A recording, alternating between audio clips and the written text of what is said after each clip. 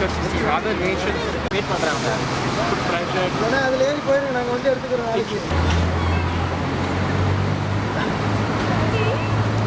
My name is Dharmalingam. I'm 63 years old and working with Semparuthi Tholargal, which is an organization working among people here. So, can you tell me briefly about the content of this issue, the issue that you have been struggling now? For today, today, this month is the second anniversary of the big war that happened in Sri Lanka, in which you had the Sri Lankan government fighting with the Tamil Tigers, and in that fight a lot of civilian Tamils were caught in the crossfire, and the Sri Lankan government, in its effort to capture the Tigers, didn't care about the ordinary people, and a lot of people were killed, and at the end of the war, a huge number of them were put in detention camps. The number of people killed comes up to about 40,000, 40,000 Tamils were killed. Ordinary people, not just the Tigers. And then many of them were kept in detention camps for a long time, crowded conditions, people separated from each other, families, they don't know where their husband is or their children are. And at the end of it, since then, the camps have closed, most of them, and people have gone back, but now they are living in a very difficult situation. So it is still continuing, So what we want is, number one, we want the world to call for an end to that kind of a situation. We want Tamils to be allowed to pick up their life and continue now normally, now that the thing is ended. Second, we want an inquiry into war crimes committed by the government, which is mentioned in the UN report that came on last month. They've already mentioned there the use of cluster bombs, chemical bombs, killing of civilians, kidnapping, raping of women and all of that.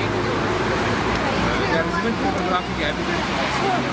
Of course, the Sri Lankan government denies it, but they don't want to hold an inquiry.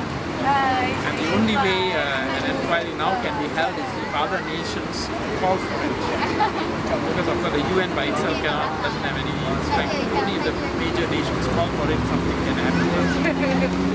So this is what we want. One is an inquiry, justice for these people, and two, the victims of the war now should be allowed to continue their lives. So the main objective of this tonight event, the candlelight vigil, so what is to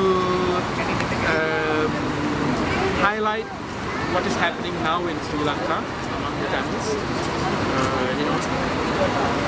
The suffering that is still continuing, number one, and to also highlight the need for an inquiry into war crimes committed by the government.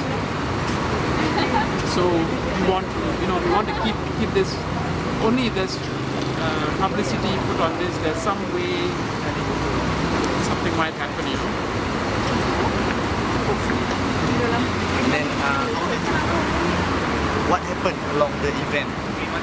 Can you briefly, from the start, in the middle, and after? Okay. So first there was a song on human rights. We started with a song on human rights. Then after that, the candlelight vigil. We all lit the candles and kept in the front. Then we had pictures of some photographs of some of the evidence that happened. And then various people got up and gave talks on this issue. So lots of people walking by also joined in and listened. What do you expect from this event actually? More people in JB, and perhaps people who read about the news will know that there are people in Johor Bahru who are very concerned about the situation in Sri Lanka, and hopefully they will also start thinking about what is happening there.